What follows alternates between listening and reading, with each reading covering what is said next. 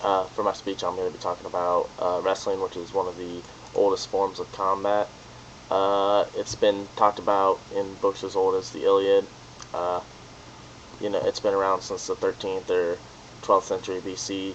The origins of wrestling go back 15,000 years ago. They found cave dwellings in France.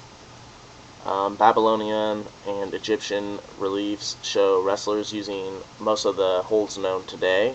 A lot of the same stuff that we do today is stuff that they would do back then. Hasn't really changed a lot. Uh, in ancient Greece, wrestling was the main sport of the Olympics. It was one of the biggest things they had there, but it was called pancration, and it was more like MMA than it was wrestling, really. The Romans kind of adapted that wrestling, and that's kind of where they took out all the brutality of it and added some rules to it. In the Middle Ages, the 5th century to 15th century, around there, wrestling remained popular, but mainly in royal houses. In just a few countries, France, Japan, and England were the main ones. European settlers from England brought it to America, and they had lots of wrestling things going on here. They also found out that the Native Americans were popular with wrestling, or they liked it a lot. Some interesting mythology about wrestling. In the Epic of Gilgamesh, Gilgamesh established his credibility as a leader after winning a wrestling match. In Greek mythology, uh, Zeus becomes basically the ruler of Earth after he wins a wrestling match with his father. And since all these ancient times, it's kind of branched into three main styles in America. There's freestyle, Greco-Roman, and folk style are the three main ones. And I'm going to be talking mostly about folk style because that's the one that I know the best.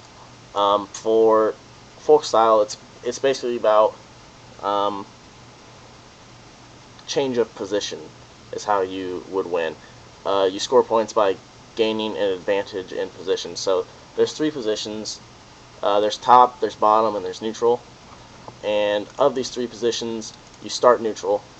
And basically how the scoring works is if you're neutral and you manage to take your opponent down, then you're on top and they're on bottom, and you have the position advantage. So that's 2 points for going from neutral to top.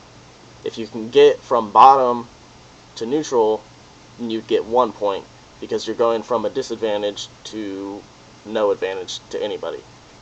If you go from bottom to top, then you'd get 2 points because you're going from disadvantage to advantage.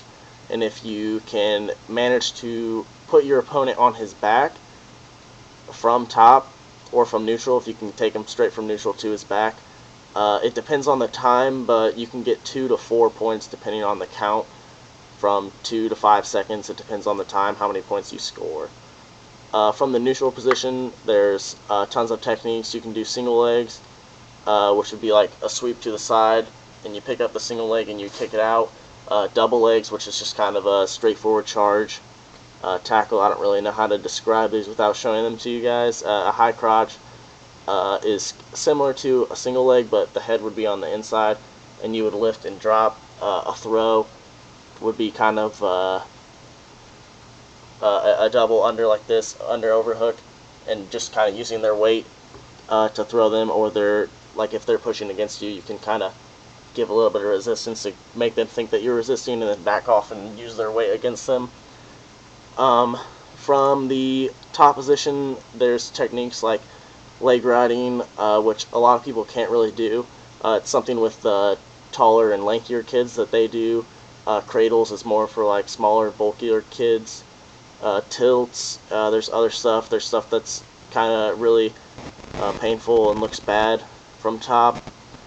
Um, from bottom, the ways you'd score points is by escaping, which would be going back neutral, reversing, which would be going to top, or you could sit out. Sitting out is kind of preparing yourself to do either one of those things. It depends on what your opponent does. Um, for weight loss, uh, it's kind of quick what we do.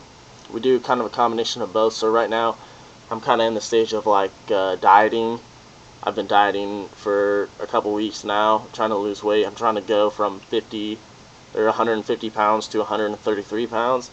So I've just been dieting, basically eating light meals, eating more than 3 times a day, just smaller meals, lots of fruit and protein, really trying to avoid desserts and stuff like that.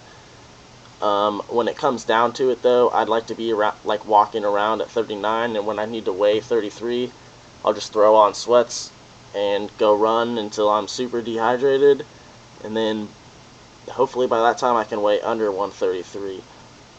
It's really just a couple days out. You need to start drinking lots of water to really hydrate yourself and kind of clean out your system, and then when you start to work out, hopefully you can just lose all the weight from running.